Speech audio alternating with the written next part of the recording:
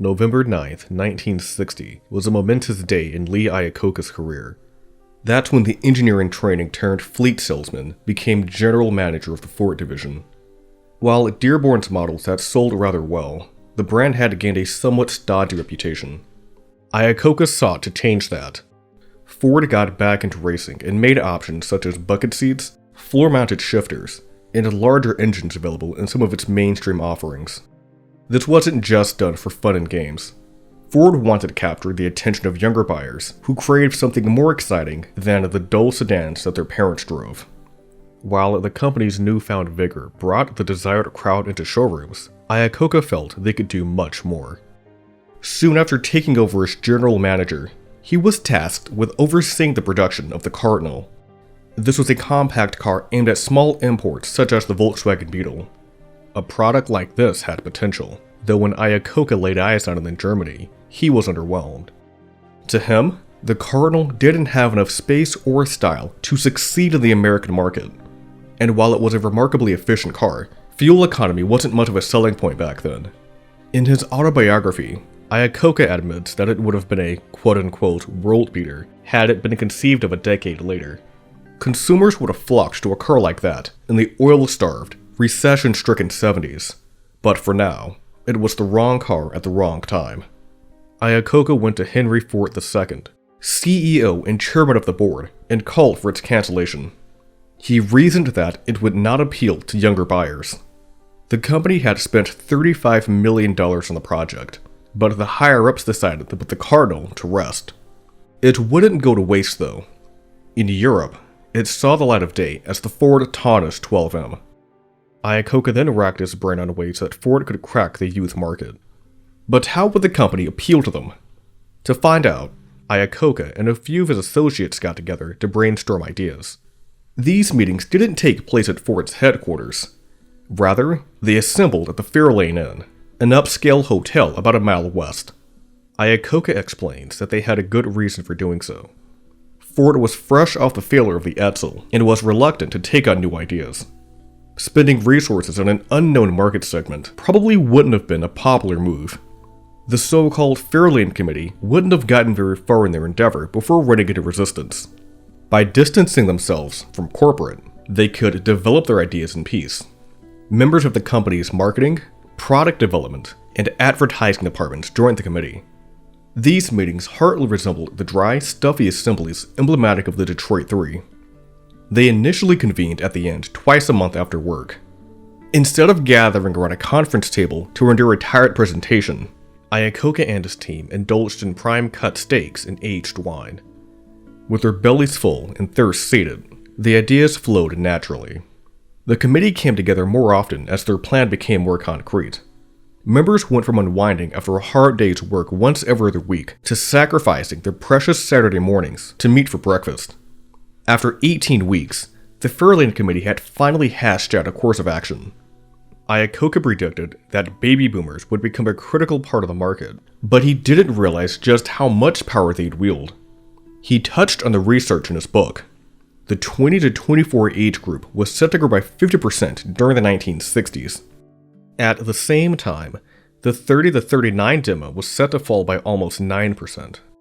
A huge increase in car sales was also predicted, and 18 to 34-year-olds were set to account for more than half of said increase over the next decade. Young people were more than likely to be college educated, meaning that they'd have higher earning jobs and would therefore have more disposable income. This went hand in hand with a sharp increase in multi-car ownership. A 1964 paper states that the number of households owning 2, 3, or more cars more than doubled from 4.2 million in 1954 to 8.7 million in 1963. This growth far outpaced the number of households that had either one car or no cars. Another paper points out that multi-car ownership rose consistently with income. The increase was especially sharp at the $10,000 and over category. The number of households earning that amount would more than triple between 1960 and 1970. Just as significant was the fact that the second car could be a smaller, more niche vehicle. Iacocca believed that this situation was the inverse of the ill-fated Edsel. He wrote, whereas the Edsel had been a car in search of a market it never found, Here was a market in search of a car. While the committee didn't exactly know what the car was going to be, they at least had a lead. The Corvair, Chevrolet's quirky rear-engine compact, had gained a foothold with young buyers. These gains were earned through the sporty Monza trim. This came with some upscale trim, bucket seats, and a floor-mounted shifter. From here, buyers could opt for a 4-speed manual as well as an upgraded 98 horsepower engine. Magazines such as Car Life declared the Corvair Monza as the quote-unquote poor man's Porsche. Chevrolet added the Spider package in 1962, which added, among other things, a turbocharged 150 horsepower engine. The Corvair Monza put Ford on notice. Committee member Hal Sperlich said, "I remember seeing a red one before it was out, and the damn thing had beautiful bucket seats and good-looking wheel covers. I remember it sitting there and thinking, son of a bitch, the bastards have turned defeat into victory." Ford spruced up its own compact in response. In the spring of 1961, it introduced the Falcon Futura. The car featured bucket seats and a center console with integrated storage. More updates came in 1963, including the addition of coupe and convertible body styles, as well as an optional 260 cubic inch V8. While these changes helped breathe life into the Falcon, they failed to make the inroads within the youth market that the Monza did. Ford's internal documentation shows as much. A survey of 1962 new car shoppers revealed that the median age for Corvair Monza buyers was 33. 29% of them were under the age of 25, and Monza buyers as a whole had a median income of $7,700. The median age of Falcon buyers, meanwhile, was 40, and just 13% of them were under 25. And although the sporty Futura managed to lower the former and raise the latter, the median income of buyers shot up to $8,500. The Monza also attracted used car owners at a higher rate than the Futura. 48% of the cars that were traded in for the Chevy were bought used, compared to 31% for the Ford. Despite the company's best efforts, the Falcon was not a true Corvair competitor.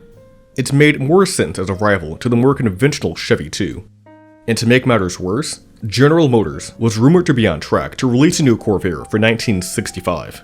Ford risked falling even further behind in the sporty compact segment. It needed to respond, and fast.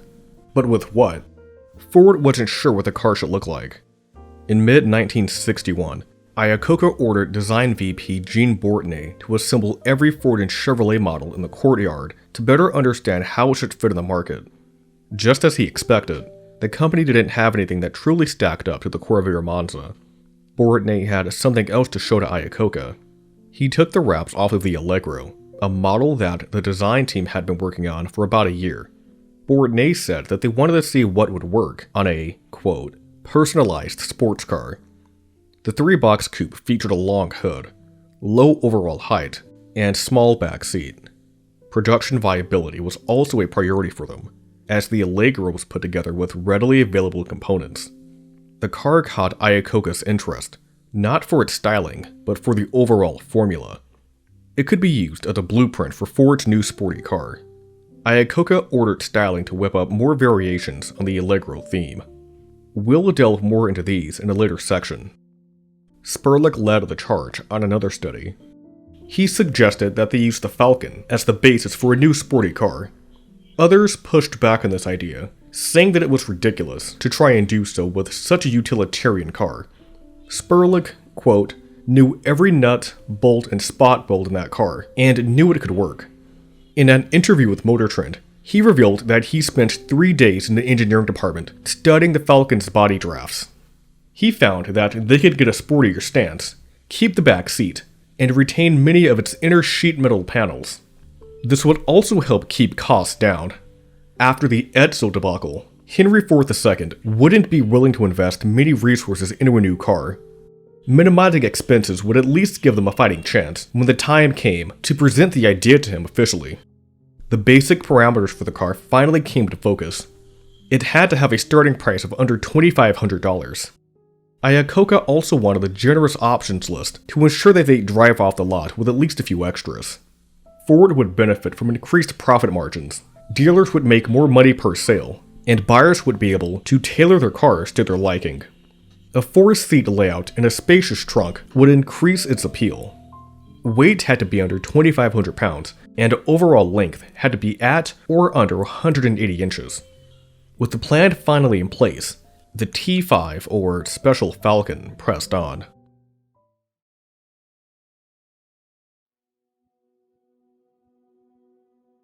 The Special Falcon was just one of the ideas that the Fairlane Committee had considered. Demand for a successor to the original Thunderbird seemed to be rising. While the market for a car of that nature was smaller than that of a 4-seat coupe, it still seemed to be an idea worth exploring. In many ways, the genesis of the Thunderbird mirrored that of the Special Falcon. Both were conceived in part as a response to market forces. In the case of the Thunderbird, Ford wanted a piece of the sports car craze of the mid-50s. Unlike its contemporaries, it was not aimed squarely at the enthusiast market. The book Mustang by Peter Henshaw quotes Mike Lamb, who said that the idea was, quote, a cross between a factory sports car, a factory hot rod, and a factory personal car. And with a sticker price of about $2,700, it seemed to be a killer combination. Just over 53,000 of them found buyers in its first 3 years in the market. It was a moderate success, though the company didn't think that sales were strong enough to continue down that path. A 1958 redesign saw the Thunderbird transform into a 4-seat personal luxury coupe. Buyers flocked to the new model in greater numbers. In its first year on sale, Ford sold nearly 36,000 hardtops and 2,000 convertibles. It had more appeal, though for fans of the Little Bird, it didn't scratch that same itch. They flooded the automaker with letters begging for a return to form. Demand for a simplified Thunderbird may have been at a fever pitch, but the market for such a car was relatively small. Ford was not likely to fund something like this unless development costs were kept to a minimum.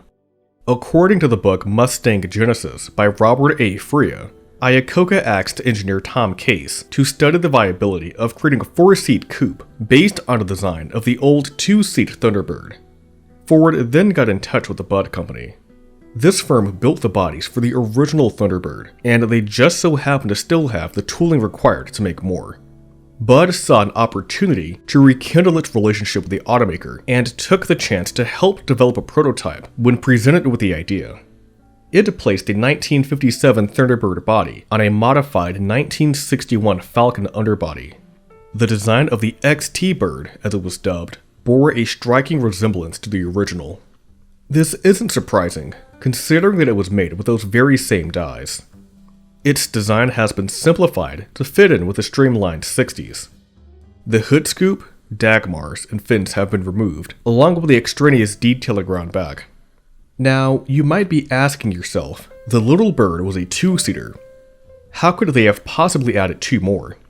Well, they didn't. Not really. A rumble seat is wedged behind the driver and passenger. It's too small to be used by adults, and would only really be used to carry children or additional cargo. The original Thunderbird also had a rear seat as an option, though it was clearly an afterthought. A May 1962 memo revealed how a car like this might fit in the Ford's lineup. The automaker stated that there wouldn't be a need for both it and the Special Falcon. Volume was a concern with the XT Bird. They predicted that the Special Falcon would sell in significantly higher numbers at a lower price. Conversely, the tooling cost for the convertible would have been just $1.5 million. Tom Case emphasized this point when presenting the car to Iacocca, but also said that they could start shipping the bodies in just 6 months. The boss ended up canceling the XT Bird. Its market simply wasn't large enough to be worth it, even with the minuscule tooling costs. Gail Halderman, a Ford designer who we'll talk more about later, said that it didn't turn out to be the sort of car that they expected. It couldn't be built for the price that they wanted. Management also believed that it was a bit too expensive, and still basically a 2-passenger car. Ford designers were also mulling a 2-seat Little Bird successor. This car, dated July 14, 1961, gives an idea of what they had in mind. The streamlined bodywork features a handful of trick styling elements. Its mirrors, for instance, are integrated into thin side grills. Compared to the conventional mirrors found in the original, it's a slick look, though its real-world usability could leave something to be desired. The model on the right also features side-mounted exhaust tips. It's placed inside a strip of brightwork that stretches back to conceal the rear bumper. I'd imagine the Thunderbird wouldn't look too far from this proposal if it soldiered on as a two-seater. Another pair of coupes were presented in November 1961. This one, known as the Median, features the aviation influences that were present in Ford at the time. The feature lines become more intense as they extend toward the deck, accenting a set of small fins. It also highlights these protruding elements. They look like they could either be tail lights or the exhaust tips. The other proposal was based on the ill-fated Cardinal and did without those aeronautic touches. Internal documentation states that, while the Median was favored early on, it was officially rejected in late March 1962. This Allegro variation features a sizable rear seat and stretched third box. A window kink thickens the C-pillar up, creating a contrast with the other pillars and unifying the upper and lower boxes. The overhangs on this model are reined in a bit. Stylists also continue to toy with the skirt trim. This strip of brightwork adds a bit of pop, while keeping the design feeling relatively compact. Most photos from this stage of the process only show the front and side, though this image of an Allegro variant shows how the rear was progressing. The circular lights resemble those from Ford's other cars. Barreled chrome housings distinguish them somewhat. The skirt continues on to the back and curves up to meet the bumper. A car that we've looked at previously used a similar trick. This gives us an idea of how it might look from the rear. License plates on cars of the era typically bisect the bumper. Here, it's level with the taillights. The cabin takes more of a shallow angle down on this model, which visually lengthens the third box. Additionally, the lack of a window kink strengthens the C-pillar. Designers were also willing to move away from three-box architecture entirely, as seen in this July 1962 model. It's a dramatic fastback with a distinctive wraparound screen. Some fastbacks of the era see their cabins terminate well before rounding out. Here, it stretches all the way back to the deck. The Aventura was the beginning of yet another potential path. This July 1962 tape drawing reveals a rather unusual plan. Designers flipped the rear seats around in order to preserve the aggressively sloped fastback roofline.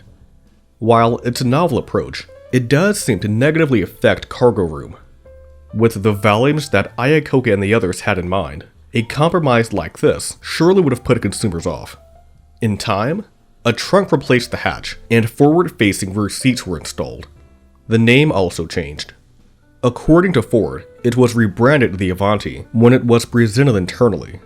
Studebaker released a fastback sports coupe of its own, bearing that moniker, motivating yet another name change to Allegro? It was shown to the press on August 27, 1963. The most well-known car to come out of the chaotic early phase of development had a route stretching back to 1960. According to a Motor Trend article, engineers Roy Lunn and Frank Thelig were exploring ways in which they could utilize the Cardinal's 1.5-liter V4. Lunn, hailing from Britain, had previously spent time at AC, Aston Martin, and Jowett Cars before going to Ford of England in 1953. 5 years later, he came stateside. Lunn went on to be an instrumental part of the GT40 project. Before this, the company cut its teeth on a different mid-engine sports car. The idea didn't really get off the ground until the Cardinal had been killed off and the Total Performance program had begun. Design chief Gene Bortney got the go-ahead to develop an experimental sports car, giving Lunn and Thelig the chance to further develop their idea. It was a separate program from the T5 project. It was meant to gauge interest in performance-oriented Ford products.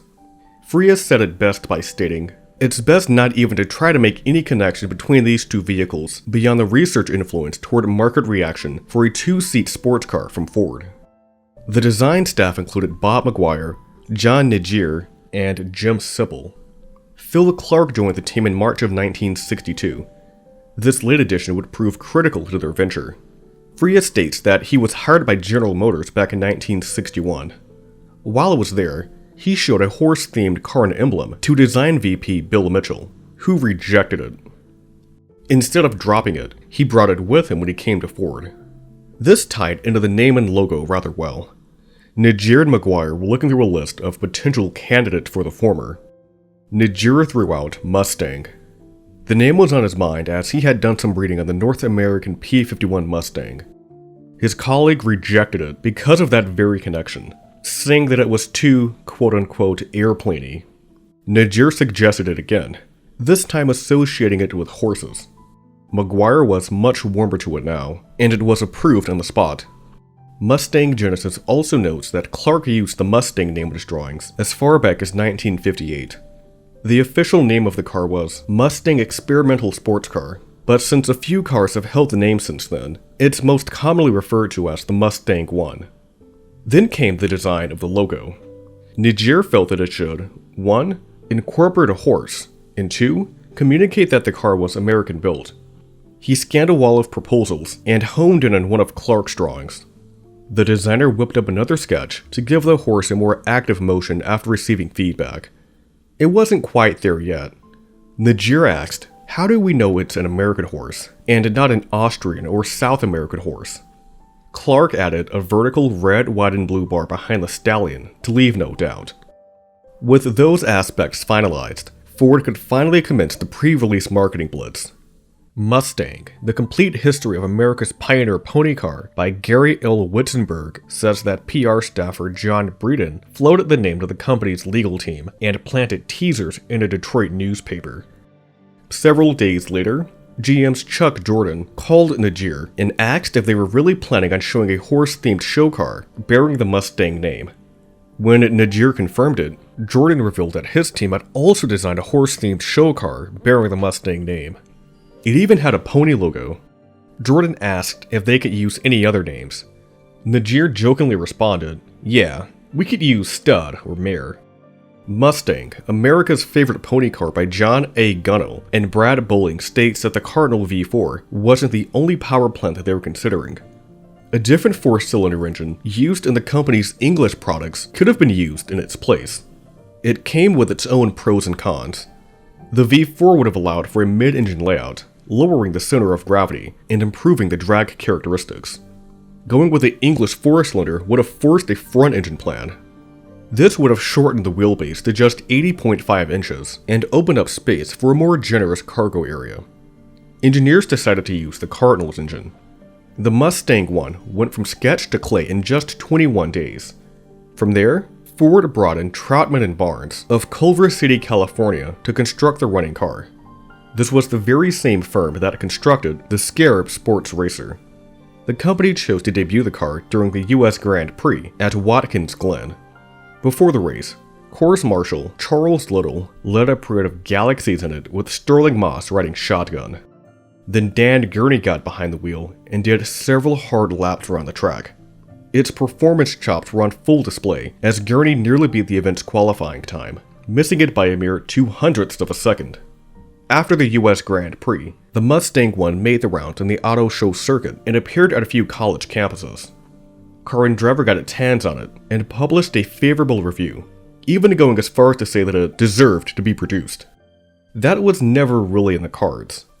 Peter Henshaw's book states that Ford's finance department predicted that they'd only sell about 35,000 of them a year. The team made a few changes to the car in an effort to broaden its appeal.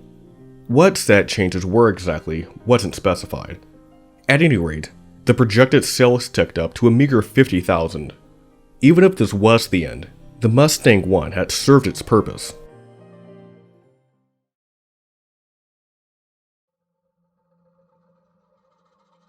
Ford's design departments were bustling with activity in the early goings of the T5. Iacocca said that they'd produced no fewer than 18 models during the first 7 months of 1962. Despite this, the company as a whole was not very enthusiastic about the project. Management turned down the first Blue Letter program when it was presented to them. Henry Ford II seemed especially cold to the idea. Bourdonnais showed some of their work to him in early 1962, but the boss wasn't receptive to anything. In fact, he got up in the middle of the meeting, said, "I'm done," and stormed out of the room. It seemed like the car was as good as dead, though it turned out that they weren't the cause for his sour mood. He left the company's headquarters and rushed to Ford Hospital. For the next 6 weeks, he was bedridden with mononucleosis. Mustang Genesis notes that he was more receptive to the car once he recovered. Iacocca, meanwhile, became frustrated with the project. More specifically, the drawn-out, unfocused gestation period. Stylists explored everything from faithful Thunderbird recreations and sensible 3-box compacts to sporty hardtopped and adventurous fastback coupes. A few of them were intriguing, though none of them quite fit the bill. Time was of the essence. A mere 21 months separated them from their deadline of the New York World's Fair. A clay model had to be approved by September 1st if they had any hope of keeping the schedule. On July 27th, Bortney announced that 4 design studios would take part in a design competition. Each of them received the package dimensions and were told to develop at least one full-size clay model that would be evaluated on August 16th. At the time, the company's styling operations were split into 4 divisions. Ford Design worked on production cars for the Ford brand. Lincoln Mercury had a similar department, though they also helped out with Ford models on occasion. Corporate projects, also known as advanced design, focused on concept vehicles and other far-out ideas. Ford also had a truck design department, but it did not participate in the competition. Ford Design already had its hands full with the 1965 Galaxy and Fairlane projects. Lincoln Mercury and Advanced Design didn't have quite as much going on, and could therefore dedicate more resources toward the competition. Both studios planned on submitting multiple models for the evaluation. Ford, being short on time and manpower, only had the ability to turn in a single car. This wasn't the only thing they'd have to contend with. When Bortney handed the assignment down, studio manager Joe Oros was away at a conference. Dave Ash, the studio's executive director, broke ground on the clay model in his absence. The team had it finished by the time Oros returned. It was not to his liking. I didn't come across any photographs of the model during my research, but Mustang Genesis states that it had a reverse angle rear window, similar to the 1959 Lincoln. He stopped work on this proposal and decided that a new one had to be made. With even less time on their side, Oros implemented a compressed development process. Designers were to work on side profile sketches and bring them to an evaluation. Oros would then select 2 to be hashed out on a single asymmetrical model. The sides would be different, while the front and rear would be the same. Oros also brought Gil Halderman in from an advanced design to assist. He was reluctant to do so because he had his hands full with the 1965 Fords, but Oros insisted. Halderman had to put it on the back burner to focus on more urgent tasks. The time flew by, and with the day before the evaluation, he had nothing to show. He went home the night before and made a few drawings on the kitchen table while getting a bite to eat. 3 of them had a distinctive hockey stick style vent just ahead of the rear wheel. He brought them into the office the following day and pinned them up alongside the dozens of others that his colleagues had made.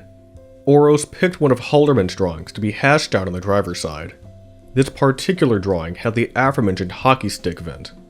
For the passenger side, Oros selected one of his own sketches. This hab had a smaller intake just above the rear wheel. A strip of molding bisected it and it spanned the entire length of the car. Now they had to take on the arduous task of creating the model. What's more, they weren't sure what they were going to do with the front and rear.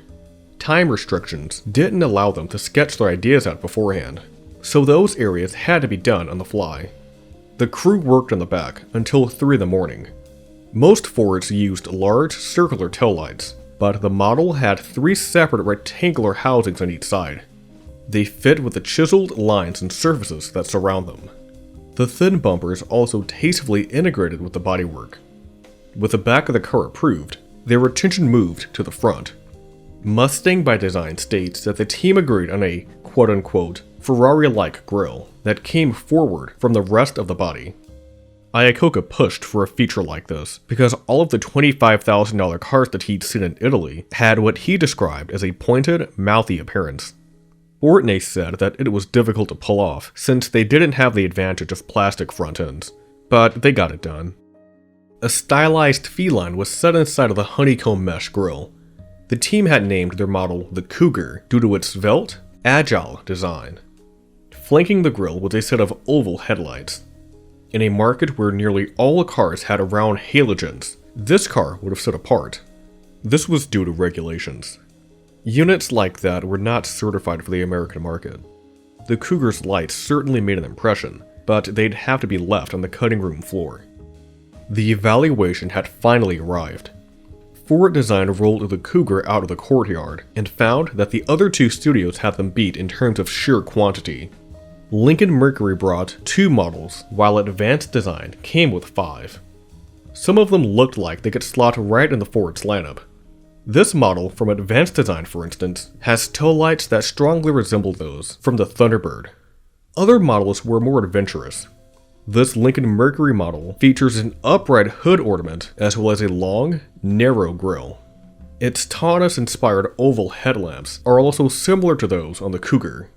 The upscale execution is at odds with the sporty character that the Fairlane Committee had envisioned for the Special Falcon.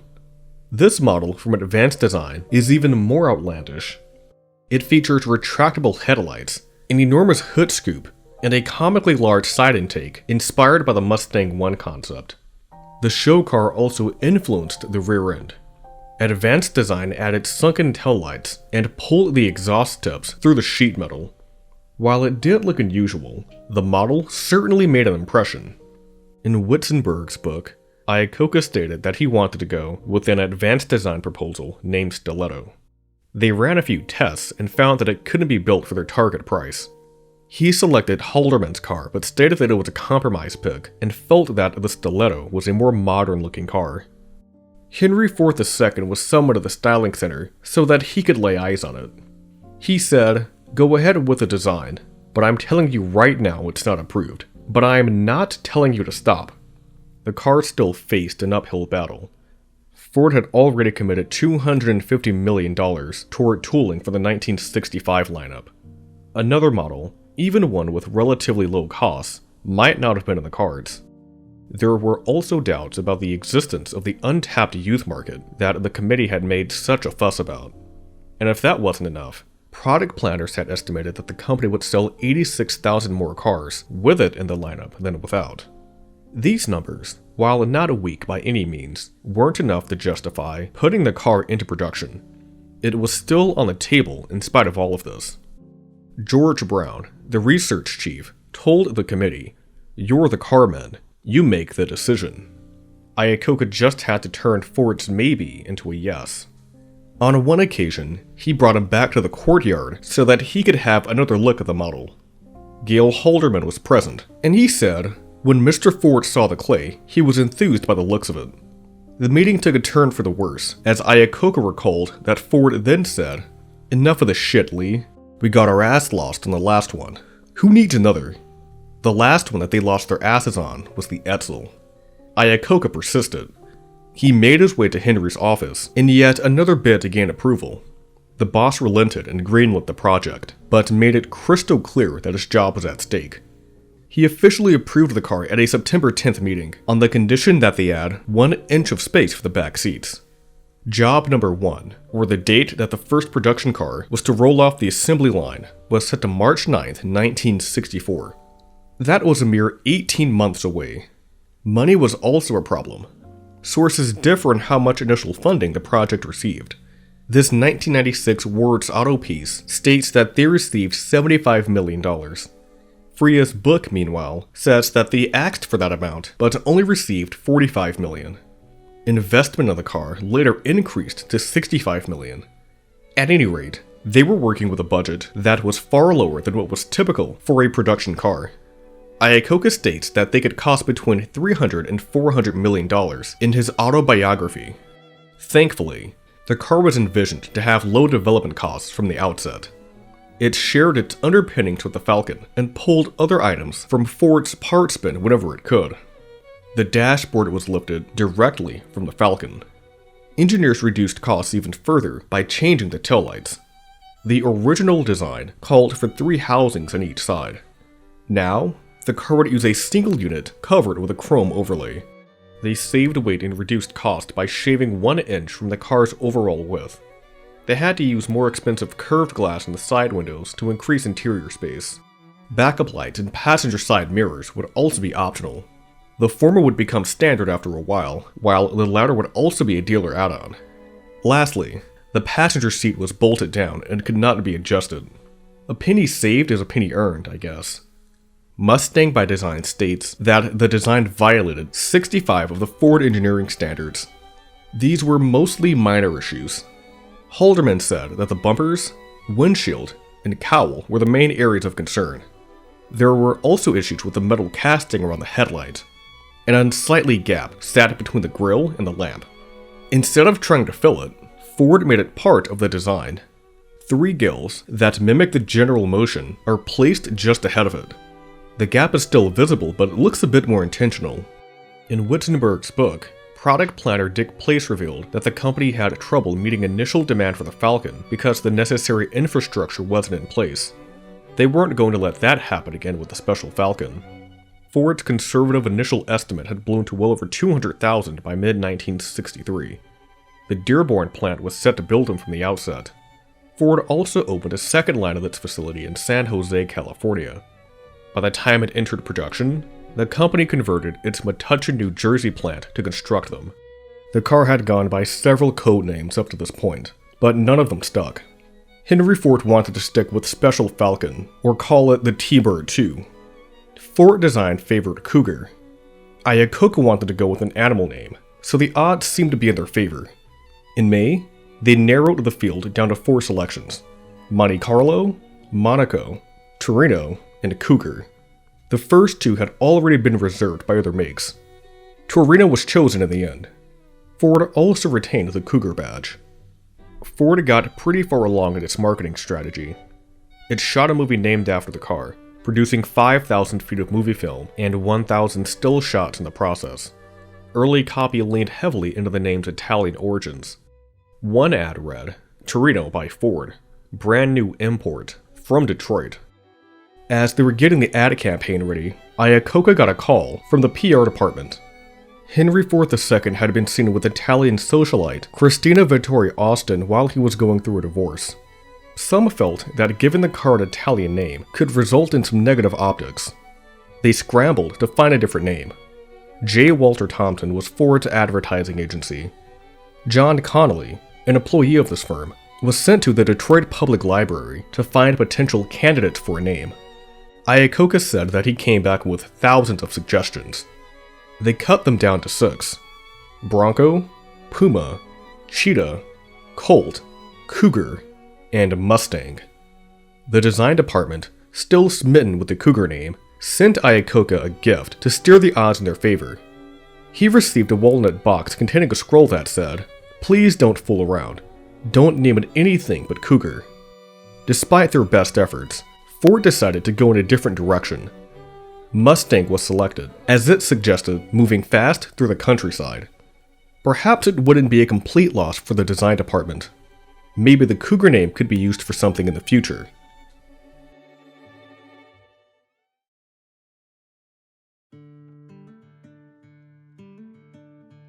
So how would the general public take to the Mustang? Ford engineers took a few prototypes out for ride and handling evaluations during the winter of 1964. They stopped for coffee in Kentucky, and workers in a nearby office told them that they wanted to buy one. Then the team checked in at a hotel near Drake University. They drove one of the cars to an eatery, but made sure to park in a secluded area. This didn't help, as they returned to a crowd of college kids swarming the Mustang. When the engineers pulled out, the students hopped in their own cars and tailed them. They hit the car again when they got back to the hotel, but it was no use. The crowd found it, and the ensuing commotion kept Ford's people up until 2 in the morning. Focus groups also took a liking to it. On one occasion, they brought in 52 Detroit area couples. Lee Iacocca noted that they'd already owned cars and only earned an average income. Based on their research, they weren't likely to own one. The couples reacted exactly how Ford expected. Many liked the styling, but the participants felt that it was too small and too expensive. Or they assumed it was too expensive. When Ford asked them to guess a price, they gave figures that were at least $1,000 too high. The Mustang actually came in at just $2,368. Once Ford told them the real starting price, their tunes began to change. The couples pointed out reasons why it would be a fit for their lifestyles. One person said, It doesn't look like an ordinary car, and at that price what you get is an ordinary car. Ford's marketing blitz started well before the fair. In spring 1963, Iacocca ordered the creation of a 4-seat concept car to show at that year's Watkins Glen. It would serve as a marketing bridge for the public to take them between the Mustang 1 show car and the production Mustang. The company could also claim that the road vehicle was directly inspired by the concept. This wasn't actually the case, as the design for the production model was more or less decided upon by this point. If anything, it was the other way around. The public was none the wiser, so Ford saw the chance to gain yet another marketing chip. To strengthen the connection with the vehicles, it took on the Mustang 2 name.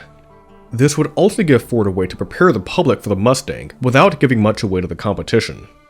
The major elements, such as the galloping horse, hockey stick vent, and 3-piece lights were in place. Everything else was a bit off. Overall proportions were stretched compared to the production car. Its headlamps were hidden behind strange covers. The removable fiberglass hardtop also helped obscure what kind of car it was. The production model was comparable to cars such as the Corvair and Barracuda, but the Mustang 2 feels more like a personal luxury coupe akin to the Thunderbird. Even the badging is a diversion. Ford used the horses from the Mustang 1 and not the up-to-date emblems from the production car. It was introduced at Watkins Glen on October 6, 1963. The 1964 New York World's Fair opened to the general public on the 17th of April, but members of the press got an early look at the Mustang on the 13th. Henry Ford II kicked things off by revealing that the Mustang had been awarded the Tiffany & Co. Gold Medal for excellence in American design. This sounds impressive until you realize that this was a mere marketing ploy. Nothing else was even in the running, and the jeweler never handed the award out again. After this, the journalists went to the Westchester Country Club in nearby Rye. Here, they were greeted by 100 Mustangs waiting for them on the golf course. They set off on a road rally headed by hot rodder Ack Miller. 250 miles later, the convoy arrived at the Hotel Syracuse Country House. They drove to Niagara Falls for lunch the next morning, and then went through southern Canada en route to Dearborn. Drivers challenged the journalists to races. A police cruiser even lined up with Miller's Mustang. He turned them down. They ended the rally with a dinner in Detroit. This was much more than a diversion. 100 Mustangs drove over 750 miles without experiencing any major mechanical issues. The journalists would be sure to write about this and let the entire country know. The public at large would become acquainted with the car the night before the fair. Ford purchased all of the primetime programming between 9:30 and 10 on NBC, ABC, and CBS, the 3 major networks. In that half-hour block, the Mustang went from a relative unknown to an American institution. Those who missed out on the initial ad barrage probably saw something Mustang-related in the morning paper. 2,600 major publications carried full-page Mustang ads. On April 17th, Ford finally took the wraps off the Mustang. It was just one part of the company's impressive display. The Wonder Rotunda was designed in collaboration with Disney. It's a Small World, Carousel of Progress, and Great Moments with Mr. Lincoln were the 3 other exhibits at the fair that the entertainment company had a hand in.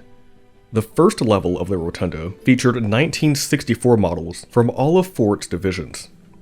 Next to it were the International Gardens, a selection of hand-built scale models of historical villages from around the world. A ramp brought showgoers to the second level, which featured the Fields of Science exhibit, as well as dioramas depicting some of Henry Ford's achievements. Further along was the Auto Parts Harmonic Orchestra. 13 instruments made of car parts played specially composed music. Also in the pavilion was the Adventures in Science exhibition. Of particular note here were the dream cars on display, which included the Allegro, Cougar 2, and Mustang 2. None of these could compare to the rotunda's crown jewel, the Magic Skyway. Visitors traveled through a transparent tube that encircled the pavilion before entering the time tunnel. It brought them through various points in history, starting in the prehistoric era, transitioning into the age of early man, and then ending off in a futuristic city. Ford kept up the offensive outside of the fair. The Mustang was displayed at major airports, bank lobbies, shopping centers, and hotels. Folks were bound to see one at some point. No one, not even Ford, could have predicted the mayhem that ensued that weekend. Dealers across the country took the wraps off the Mustang, and 4 million people visited showrooms just to lay eyes on one. There were so many people trying to sit in the cars that salesmen had trouble writing orders. Iacocca said that a bidding war broke out for a window display model at a dealership in Garland, Texas. The winner resorted to sleeping in the car overnight in order to stop somebody else from buying it before the check cleared. Another establishment in Chicago had to lock its doors when the crowds became too large. And in Seattle, a cement truck smashed through a dealership's front window after its driver practically broke their neck ogling a Mustang. According to Wittenberg's book, some dealerships went the extra mile to cash in on Mustang fever. Some of them placed entire corrals with live horses outside of their buildings. One Michigan dealer even set horse droppings near a showroom with a sign that read, "Mustang was here."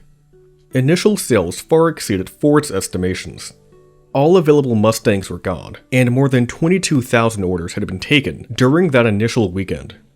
According to Henshaw, there was even a 3-month waiting list at one point. 2 body styles were available at launch.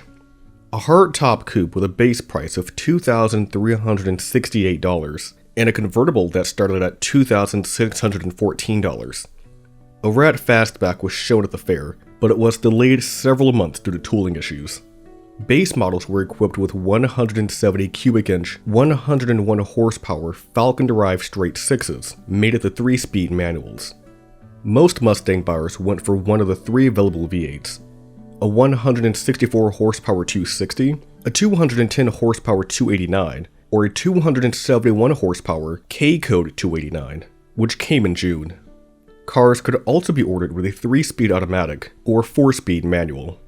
The high-performance K-Code could only be had with a ladder. There were also 17 colors and a staggering 72 options to choose from. Customers could tailor their Mustangs to their tastes, whether they wanted a docile grocery getter or a fire-breathing thoroughbred. Ford anticipated selling 100,000 Mustangs in its initial year on the market.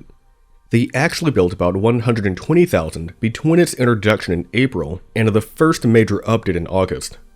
All first-year cars officially carry the 1965 model year designation. Mustangs built before the update are informally referred to as 1964.5 models, while ones built after it are referred to as 1965 models. The 1965 car saw a reworked engine lineup. The base 170 was replaced by a 120 horsepower 200.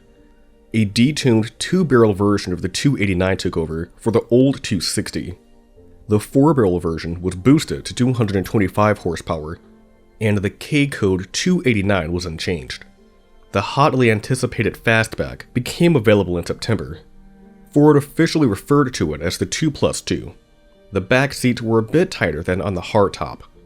They also folded down to create a pass-through with the trunk.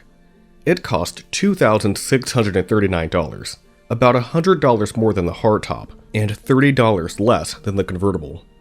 Ford sold over 263,000 Mustangs by the end of 1964. The only cars that outsold it, the Bel Air, Impala, Galaxy, and Chevelle, were established mainstream nameplates. The Mustang even outsold the Falcon. In March of 1965, the ENCORE option group became available. It added a few upscale touches, including pony-embossed seat upholstery, wood grain trim, padded sun visors, and bolstered seats and door panels. There was also the Rally Pack, an option that combined a tachometer and a clock in a component on the steering wheel column. The GT equipment group was aimed toward enthusiasts, bundling several options together with the handling package. GT models were visually distinguished through body stripes, fog lights, and a GT emblem. It was only available to cars with the 4-barrel and K-Code 289s, though Ford dealers also sold the necessary parts for owners of any Mustang to turn their car into a GT. By the time the car's first birthday rolled around, Ford had sold over 418,000 of them. This was the best year that a new American car had in history. It beat out the previous record set by the Falcon by about 1,000 units. Over 550,000 Mustangs had been built in 1965. The Mustang was also sold in Germany, but not as a Mustang. Krupp, a German company, had been producing a heavy-duty diesel truck with that title since 1951. It would allow Ford to sell the car there with that name for $10,000.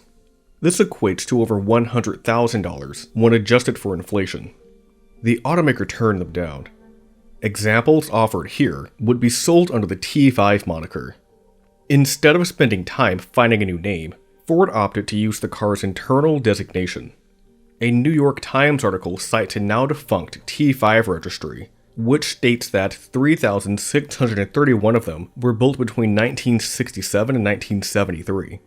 The number of cars that were produced in 1965 and 1966 isn't known, as the records for those years have been lost. Mustangs sold in Germany carried the T5 name until the copyright expired in December 1979. Afterward, Ford was free to use the Mustang name in the market. The Mustang entered the following year with few changes. A new Sprint variant packaged the 6-cylinder, stripes, wheel covers, a center console, and a chrome air cleaner. Ford was more concerned about maintaining the car's marketplace momentum. It held a millionth Mustang sale promotion, where anyone buying a Mustang received a personalized nameplate. The millionth Mustang was built on March 2nd, 1966. This was the best year yet, as over 600,000 of them left the factory. The general public was stricken with Mustang fever. The motoring press liked it overall, though the response from that realm was a bit more grounded. Despite stating that it was, quote, clearly the best thing to come out of Dearborn since the 1932 V8 Model B Roadster, Car and Driver took issue with a few things. Styling was a mixed bag. Writers praised the overall proportions, but lamented details such as the non-functional air scoop and the, quote, clumsy protruding grille between the headlamps. Its hood also didn't fit cleanly on the body. They were a bit higher on the driving dynamics. Car and Driver's example was equipped with a 4-barrel 289 and 4-speed manual. They were quite fond of this powertrain combination. The handling package was essential, as the front suspension was, quote, rather flabby without it. They reckoned that it should have been standard equipment. Despite these flaws, Car and Driver was rather warm to it in their initial impressions. Road and Track's first drive came out the same month. Testers put the Mustang through its paces at Ford's proving grounds in Dearborn. They were more critical of the car. The rear wheels tended to lock up at times. While the options list was extensive, Road and Track found that it was a bit lacking for enthusiasts. Mag or aluminum wheels, roll bars, and reclining seats were left off entirely, while disc brakes weren't available at launch. The magazine still liked it though. With the right powertrain combination and options, quote, the Mustang could certainly challenge the all-round performance of almost any sports car. A more comprehensive review came in August. The byline read, it's not the car we hoped it would be, but it's a step in the right direction. Road and Track tested 3 versions, a 260 with the 3-speed, a 289 with the 4-speed manual, and a 289 with the automatic. They primarily focused on the 289 4-speed, since that configuration would be of the greatest interest to enthusiasts.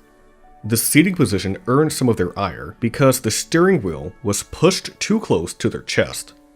Legroom was also lacking in manual-equipped cars, and there wasn't enough space between the clutch pedal and the turn indicator, so the driver could accidentally signal for a right turn every time they lifted their leg to apply the clutch. Road manners as a whole were a disappointment. Testers found it to be a numb, floaty machine. They laid out a hypothetical situation where a person drove a selection of American cars in succession while blindfolded. The Mustang, they said, would be indistinguishable from any of half a dozen other Detroit compacts. The magazine points out that Ford had the chance to introduce the American populace to a true driver's car. Instead, the company turned in something that didn't feel substantially different from the norm. Popular Mechanics ran a comparison test between the Ford Mustang, Chevrolet Corvair Corsa, and Plymouth Barracuda. The Corvair was down on power at 180, though it was also considerably lighter than the other cars. Plymouth took a similar approach as Ford when it developed the Barracuda. used the bones of an economy car, the Valiant in this case, as the foundation for a sporty compact. According to an article from Curbside Classic, it came to market 16 days before the Mustang, but was outsold 9-1. So what were people missing out on? The magazine put the cars through their paces at Lime Rock Park in Connecticut. The Corvair, with its independent rear suspension, was the most well-mannered through the slalom. Ford's car wasn't far behind, and it also excelled in the acceleration tests and won out on the handling course. The Barracuda, meanwhile, performed well as a comfortable highway cruiser. Popular Mechanics stopped short of declaring an outright winner, though their test did illustrate each car's strengths and weaknesses. Competition of this segment was still a bit lacking. This changed in the ensuing years. The Mustang was a hot seller, though its performance credentials left something to be desired. Success on the racetrack would certainly bolster its reputation. Ford tried to get it certified for SCCA competition, but the organization turned them away. Rather than give it up, Lee Iacocca called up Carroll Shelby to see if any strings could be pulled. He and Ford had previously worked together on the Cobra. If there was anyone capable of turning the Mustang into a true performer, it was him. Shelby got on the phone with John Bishop, the president of the SCCA, who said that it could not be a sports car by their definition because it had 4 seats. They could approve it if the rear seats were removed though. Shelby then got back with Iacocca. He said that his company could take on the job on 2 conditions. Homologation rules required the company to build at least 100 examples of the car. Shelby wanted to produce them at his facility in Southern California. He also wanted to sell versions of the car under his name through the same dealer network that he sold his Cobras. Iacocca agreed. Ford shipped a pair of 1965 Mustangs to Shelby American. They replaced the shocks, installed disc brakes, upgraded the wheel and tire setup, put in a close ratio transmission, and reworked the front and rear suspensions. The spare tire was moved to where the rear seats used to be. Shelby also moved the battery to the trunk.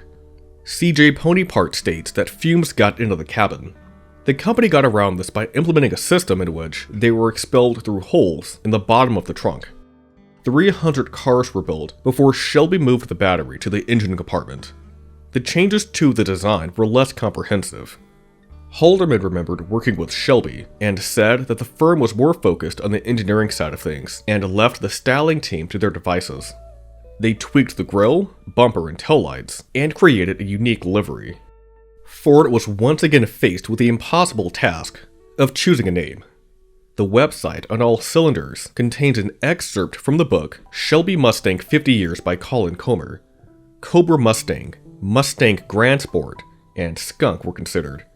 Carroll Shelby didn't care what they called it.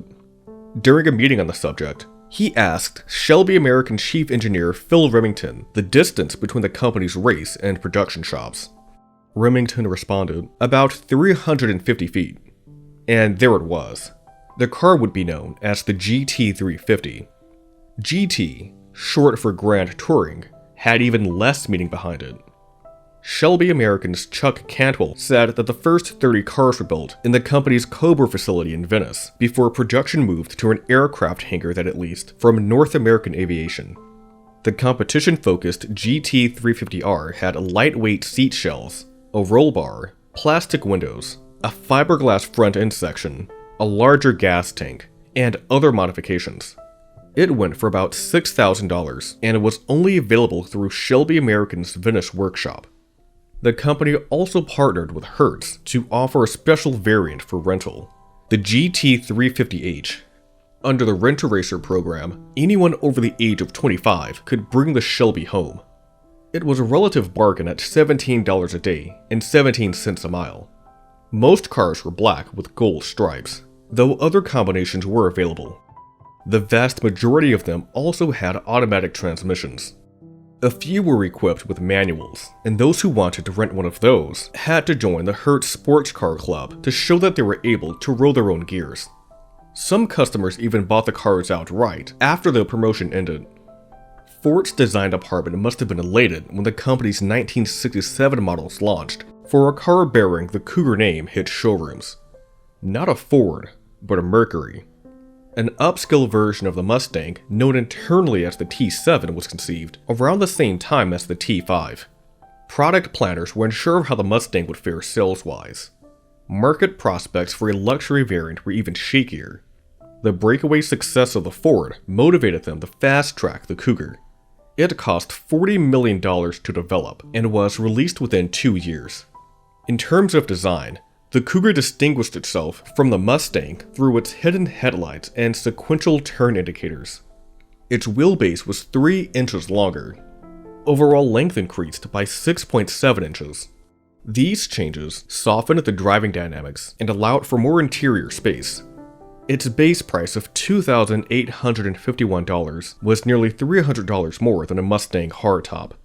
Ford thought it could sell 85,000 units, but they actually moved more than 150,000.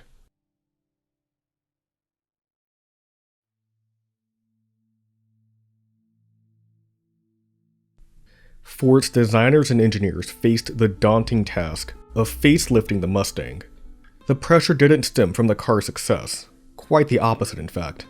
Work on the refreshed model began in the middle of 1964, well before the company was assured of its long-term prospects. In the moment, the way forward wasn't clear. Would the 1967 Mustang stick to the formula or go the road less traveled? Both paths were explored. Some of the early models iterated on the original. This hardtop features more defined lines, as well as a reworked hockey stick motif. Another proposal eliminates the upper character line entirely and replaces the hockey stick with a simulated vent just behind the front wheel. This one emphasizes the hips and adds a Mustang 1 style side intake. Other designs were more experimental. This one has softer treatment and hardly resembles the original past the A-pillar. Here, designers tried out a leaner, more dramatic fastback profile. It also has an Oros-inspired lined vent treatment. This model features a thick horizontal insert, sloped cabin, tall side louvers, and a full-length taillight grille. This liftback has a set of circular lights, but for the most part, designers stuck with the tried-and-true triple lamp housings. On the original model, stylists were forced to compromise in this area due to cost cutting. They were set on rectifying this on the 1967 Mustang. Many of the models have 3 separate lights, similar to how it was on the old Cougar. They were placed on convex and concave surfaces.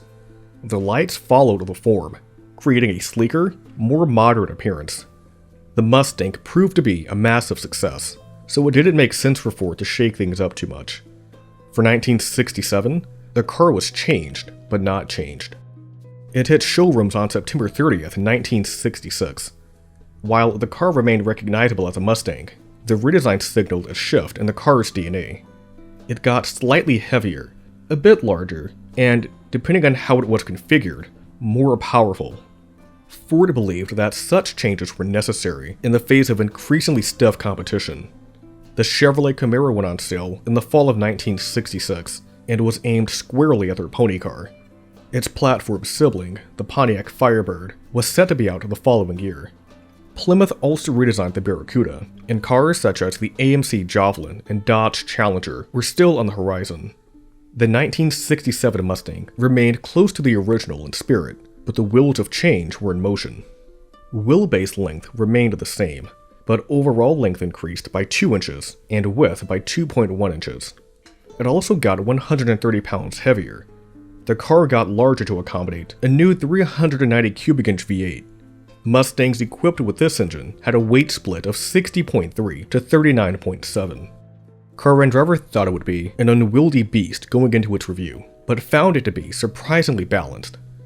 Henshaw's book references a comparison test between a Mustang 390, Javelin SST, Camaro 396, Cougar XR7, Barracuda Formula S, and Firebird 400.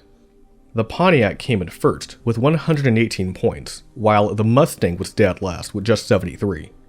The book notes that it ranked at or near the bottom in several categories, including handling predictability, visibility, entry and exit, and rear seat comfort.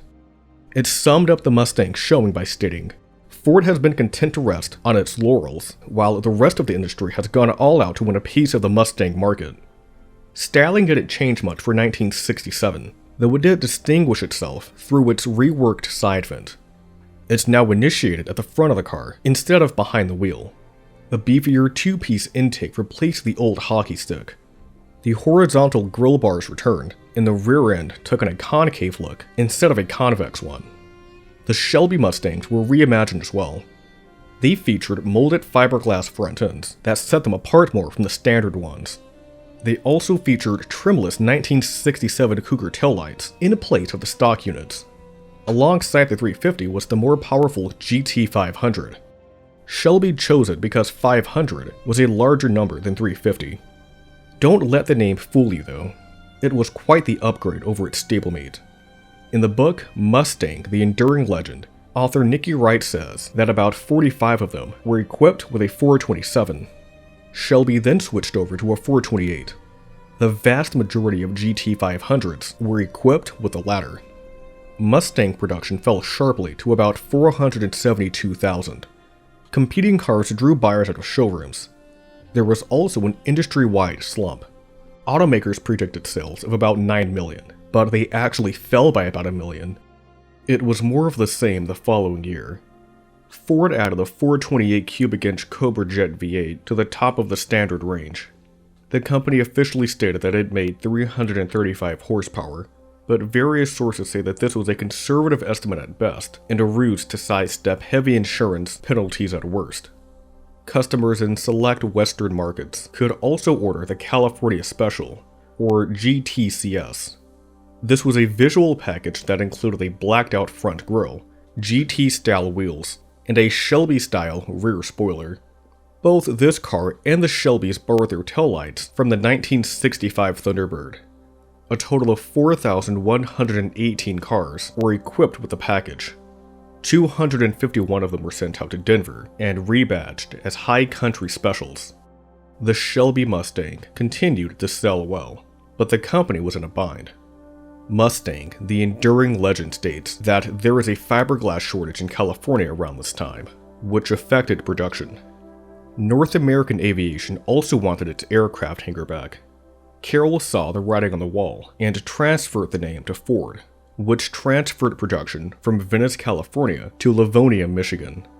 Work on the 1968 Shelby Mustangs had commenced in the summer of 1967 and had been completed before the transfer. Halfway through the model year, the GT500's 428 Police Interceptor engine was replaced by a 428 Cobra Jet unit. It was now known as the GT500KR. The new designation was short for King of the Road. Mustang production fell again to about 317,000. Increased competition and decreased industry-wide production were major factors. The success of the Mustang helped propel Iacocca even further up Ford's corporate ladder. In January 1965, he became the vice president of the Corporate Car and Truck Group. He wrote in his autobiography that he, quote, was now in charge of the planning, production, and marketing of all cars and trucks in both the Ford and Lincoln Mercury divisions. Under Iacocca's watch, Lincoln Mercury saw something of a resurgence. We've already talked about the Cougar. The book also mentions the Mercury Marquis and Lincoln Mark III. These cars played a large part in getting their respective brands back on track. He believed that he had proven himself capable of being the company's president. Henry Ford II named someone else to that role, Bunkie Knudsen. It seemed as if he'd spend his entire career at General Motors. Knudsen took a job with Pontiac after graduating from MIT. In 1956, he became general manager of the entire division. Ford appointed him to an executive VP role in 1967. Like Iacocca, Knudsen believed that the presidency was all but his. This meant far more to him than a fancy title and pay raise. His father, William Big Bill Knudsen, was president of GM from 1937 to 1940. The job instead went to executive vice president Ed Cole. This development put Knudsen's goal in jeopardy. He'd have to wait a while for another shot, if he got one at all. Even if he did manage to become president, he'd only be calling the shots for a few years before hitting the company's mandatory retirement age of 65. With the dream as good as dead, Knudsen strongly considered resigning. Word got to Henry Ford II, who believed that poaching a high-ranking GM executive would be a boon for his own company. A phone call with the man further emboldened him. The two of them wouldn't be able to come to an agreement unless they met face to face, and therein lay the problem. Knudsen couldn't visit Ford's offices without arousing suspicion from the press. Neighbors would also notice if the boss visited him at his house, unless they didn't know it was him. Henry put on a raincoat, rented an Oldsmobile, and drove to Knudsen's Bloomfield Hills residence. It doesn't seem like a very convincing disguise, but it worked. They had a deal a week later. The hiring didn't sit well with Ford employees. A man from their main rival would be in charge. Knudsen was treated as an outsider. This issue was compounded because he didn't bring too many of his own people to Dearborn. John Z. DeLorean was rumored to follow him over, but he decided to stay at GM. Larry Shinoda would influence the company's styling operations. Other than that, Knudsen had a difficult time putting his methods in place. Iacocca in particular was shocked and disappointed, but Henry Ford had his reasons. He believed that Iacocca needed more time before he was ready to become president. Sitting behind Knudsen would allow him to learn from a proven, successful executive. In a few years, Iacocca would be ready to take over for him. This is how things were supposed to go, at least. The design department became quite familiar with Knudsen.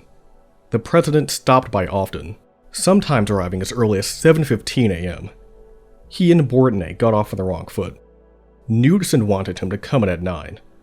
Bortney, being a night person, preferred to come in later. The new president also had a say in how some of the cars looked. The Thunderbird, for instance, received a front-end treatment that was reminiscent of Pontiacs from the late 60s and early 70s. He also played a role in the development in the 1971 Mustang, but we'll get to that car a bit later. Knudsen was fired in August of 1969. He lasted a mere 19 months before the boss showed him the door. The cultural and hierarchical divide between GM and Ford was too much to overcome, and he never quite endeared himself to his colleagues. 3 people succeeded him.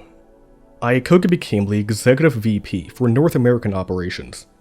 Robert L. Stevenson held the same titles for international operations. Robert J. Hampton was the executive VP of non-automotive operations. Within a year, Iacocca became Ford's overall president. Design work on the 1969 model began in the fall of 1965.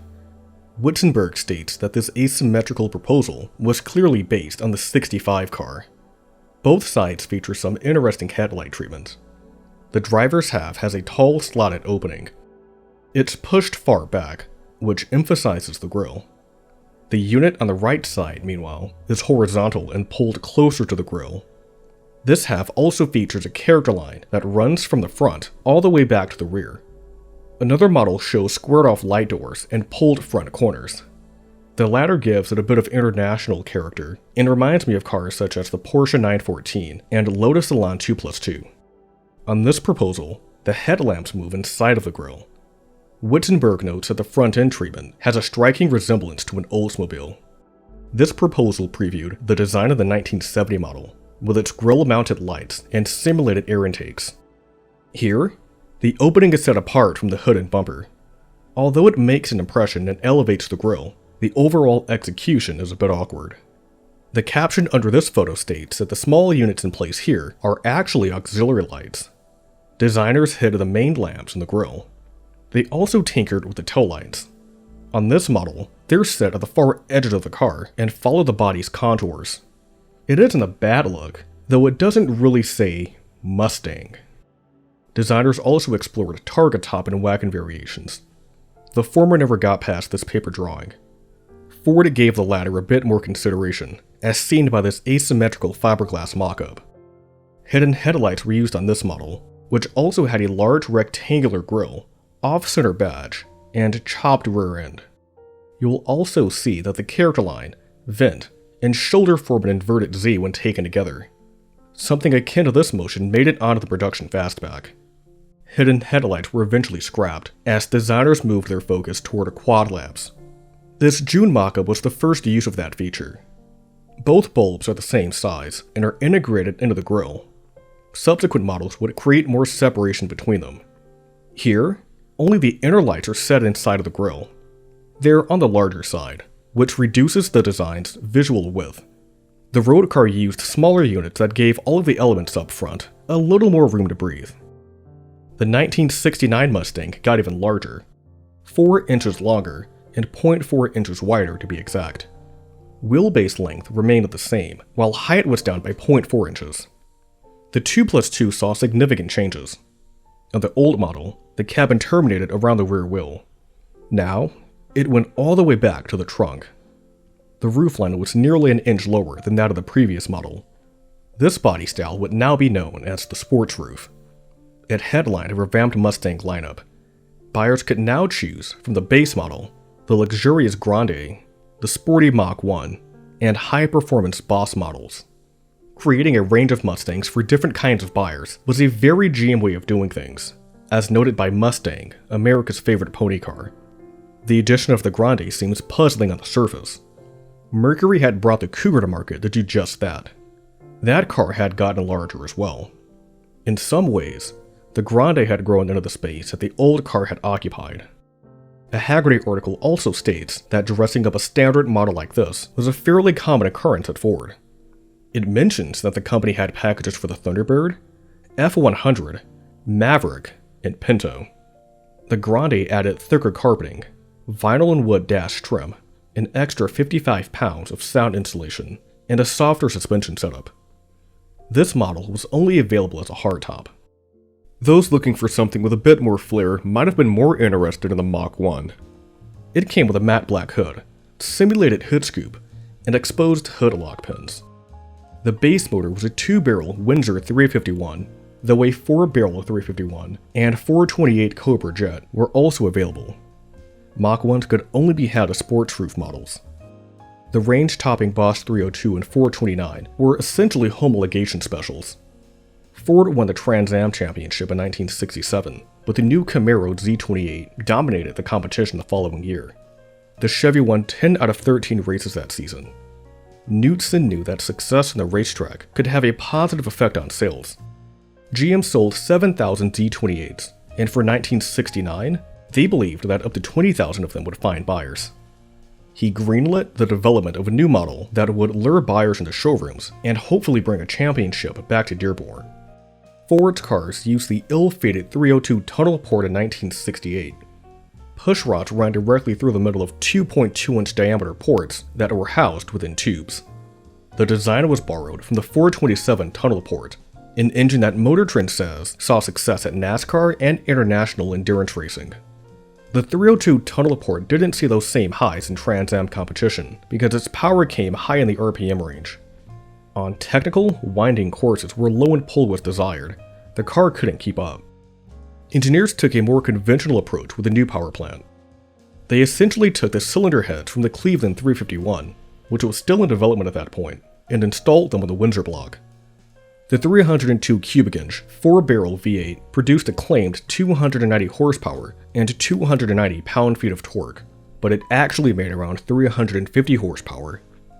Boss 302s also had stiffer springs, functional front and rear spoilers, quicker steering boxes, and massive Goodyear polyglass tires.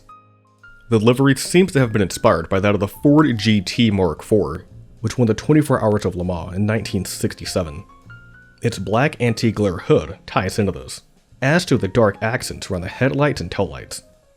The fake vent that came with a standard sports roof model was removed on the Boss 302. The pillar medallion also came off. Car and Driver gushed about the car in a June 1969 review, stating that it, quote, "is the best handling Ford to ever come out of Dearborn, and may just be the new standard by which everything from Detroit must be judged." The Boss 302 was an exceptional machine in its own right, but how did it fare against the Z28? Ford only built 1,628 302s in 1969, and 7,013 in 1970. Chevrolet, meanwhile, built over 20,000 Z28s in 1969 alone. The Boss may have been a few $100s more expensive, but that was still a considerable gap. This was also the story for the 1969 Trans Am season. Chevrolet won 8 races en route to another championship. Ford wouldn't get the title back until 1970. The Boss 429 was created to fulfill NASCAR engine homologation requirements. Motor Trend states that manufacturers had to build at least 500 copies of new engine architecture and offer it for sale in a mainstream body style. This meant that Ford could put the engine in whatever cars it wanted. On the circuit, it would be installed in the Torino. On the streets, it would be in the Mustang. The engine was so large that the Mustang had to be modified to accommodate it. CJ Pony Parts states that engineers freed up 2 inches of space under the hood by replacing the shock towers. They gained even more room by thinning the brake booster and moving the battery to the trunk. It was officially quoted at 375 horsepower and 450 pound-feet of torque, though it might have been closer to 400 horsepower. The 429 has more of a resemblance to a standard sports roof than the 302, as it retains the shoulder vent and pillar medallion. It does set itself apart with its wide hood vent. The only other giveaway is the Boss 429 graphic just behind the front wheel. Just 1,366 of them were produced between 1969 and 1970. Ford introduced the 1970 Mustang in September 1969. The exterior styling changed once again. The car went back to single headlights. Now, they're positioned inside of the grille. Simulated intakes are placed where the outer lights used to be. Even further out are orange reflectors. Around back, the taillights now sink into the body instead of protruding out and have a thicker chrome surround. And the side intake has been removed entirely. 1970 would be the final year of the Shelby Mustang in the US. With a wide selection of powerful V8 models on offer, that lineup seemed redundant. Just 3,150 Shelbys were produced in 1969, and a mere 789 came out of the factory in 1970. Overall Mustang sales continued to fall. Ford only built about 190,000 examples. This might not have been the case for much longer, as a significantly reworked model was on the way.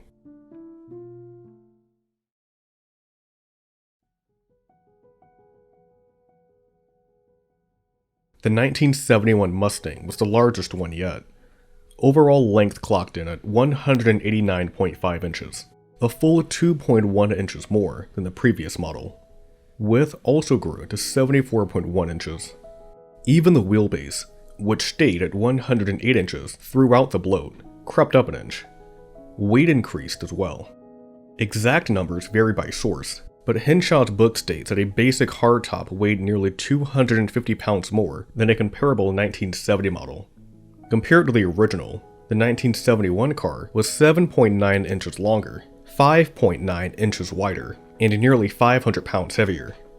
Joe McCarthy's book contains a few letters from frustrated customers who believed that Ford had lost the plot. They felt that it was, quote, physically becoming much too big.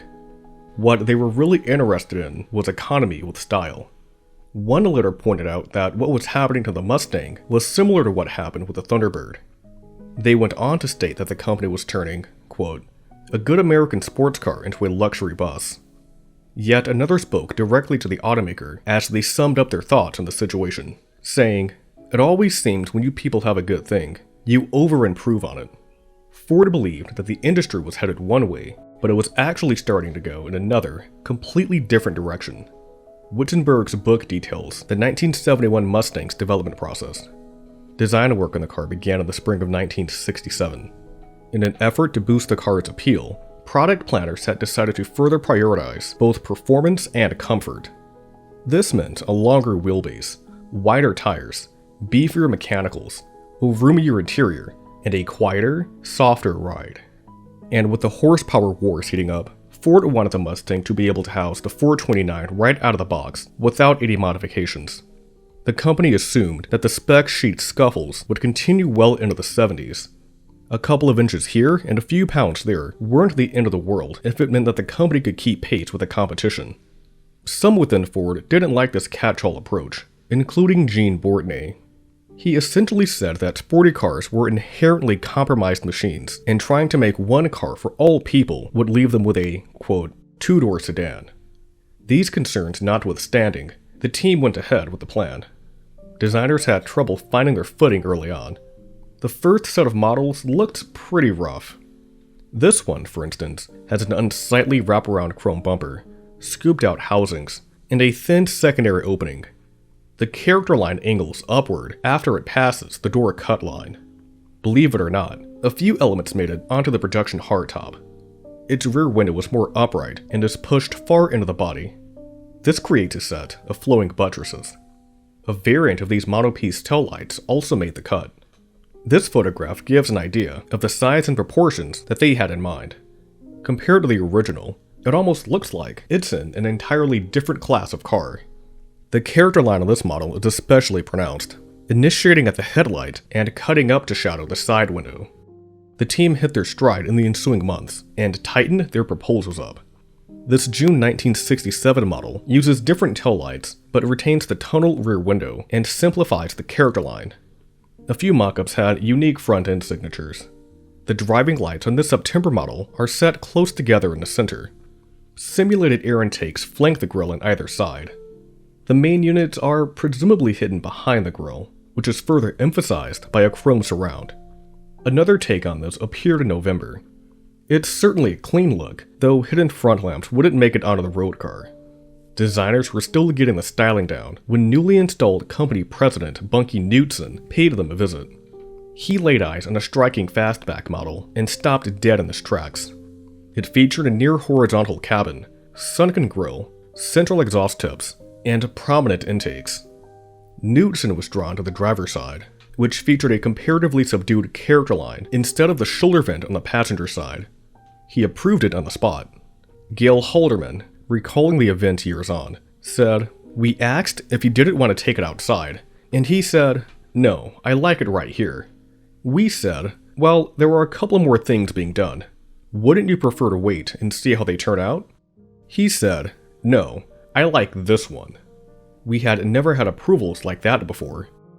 When the 1971 Mustang went on sale, it was clear that cars cut from that cloth were on the way out. Strict safety and emissions regulations, skyrocketing insurance premiums, and evolving consumer tastes were pushing the market in a different direction. And the worst of it had yet to come. Ford had started work on a smaller, simpler Mustang in the middle of 1969. It was still some time away from hitting the road. In the meantime, the automaker would have to ride out the first gen's twilight years. Most of the existing trims and body styles were carried to the 1971 model. Hardtops gained the tunnel backlight, where the rear window was recessed into the body. This, along with the buttresses, probably made an already large car feel even larger, at least from the inside. And just wait until you see the redesigned sports roof. The flatter roof that KNUDSEN was so enamored with made it onto the production car. According to Mustang by Design, it was as horizontal as it could be structurally, while still allowing a view for the driver. The rear window was pitched a mere 14 degrees. Car and Driver tested a 1971 model and went on at length about the abysmal sightlines. It even went as far as to compare it to, quote, "a float in the Rose Bowl parade." The engine selection was also reworked. The baseline 200 cubic inch inline 6 was axed, leaving the 250 cubic inch 6 as the base engine. A simplified model lineup meant that there were also fewer V8s on offer. Choices ranged from a 210 horsepower 302 to the 375 horsepower Super Cobra Jet 429. Ford introduced the Boss 351 at the 1971 Detroit Auto Show in November. Like the 302, it was intended to qualify the Mustang for Trans Am competition. The company withdrew from racing after the 1970 season, so the car never got to prove itself on the track. Still, the Boss 351 was worthy of carrying on the Boss legacy. It was powered by the high-output Cleveland V8 that made 330 horsepower and 370 pound-feet of torque. The Boss 351 also came with a competition suspension package, dual exhausts, power front disc brakes, functional NACA hood ducts, and a rear spoiler. This model was only offered in 1971, and just 1,806 of them were built. Mustang production on the whole fell once again, this time to about 151,000 units. 5 engines were on offer for 1972, a 256, a 2-barrel 302, as well as 2-barrel, 4-barrel, and high-output 351s. Emissions equipment took a toll on performance, though it wasn't clear how much the actual numbers were affected. ate up with motor states that California passed a law that required automakers to state power figures in SAE net instead of SAE gross in ads, brochures, and manuals. The base inline 6, for instance, went from 145 horsepower to 95 horsepower. Ford claimed that nearly 70% of carbon monoxide emissions and more than 85% of hydrocarbon emissions were eliminated with the new controls. Other than that, it was more of the same. Production fell again to about 125,000. The first generation Mustang received a mild facelift in its final year. It, along with all other 1973 Fords, got impact-resistant front bumpers that added 4 inches in length. They now measured in at 193.8 inches long. At least the front bumpers were well integrated into the overall design, which is more than can be said about some other cars of the era. Weight also increased. Henshaw notes that the 1973 Mustang could be up to 900 pounds heavier than the original. The update came with 2 redesigned grilles. Some models had a large pony placed inside of a corral. Sportier Mustangs used a smaller emblem that resembled the old Fender logo. A set of rectangular turn indicators is set just inward of the main lights. Production actually increased from last year to nearly 135,000. This was due in part to increased demand for the convertible. Considering that sales for open-top cars, both from Ford and most other makes, had been in a years-long decline, this came as a surprise.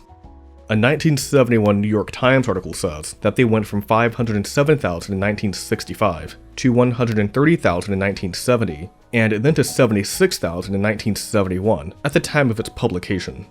Safety concerns as well as potential federal legislation were putting a damper on things. Some believed that they'd be banned outright. It was no surprise when Ford announced that there would be no new convertible Mustang after the 1973 model year. This sent collectors and enthusiasts into a frenzy, as they snapped them up from dealerships en masse. Convertible Mustang production nearly doubled, from 6,400 in 1972 to 11,800 in 1973. Ford also built fewer standard hardtops and fastbacks, but considerably more Grandes and Mach 1s.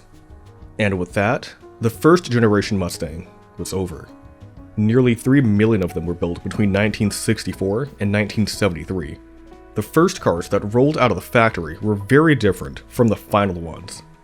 What started out as an affordable, sporty compact had morphed into an outright bruiser. It wasn't near what was considered intermediate back then, but it still felt like it had fundamentally become a different kind of car. The industry was changing, and the Mustang needed to change with it. And to forge ahead into the future, Ford went back to basics, for better and for worse.